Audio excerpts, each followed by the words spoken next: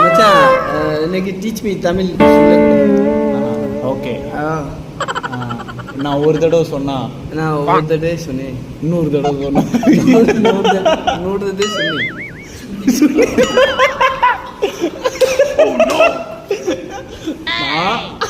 நான்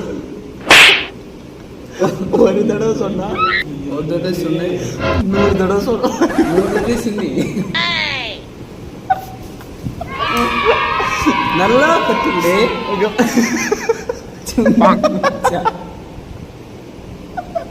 அண்ணா தமிழ் நல்லா கற்றுக்கூட இல்லை. நான் ஒரு தடவை சொன்னா நான் ஒரு தடவை சொன்னேன்.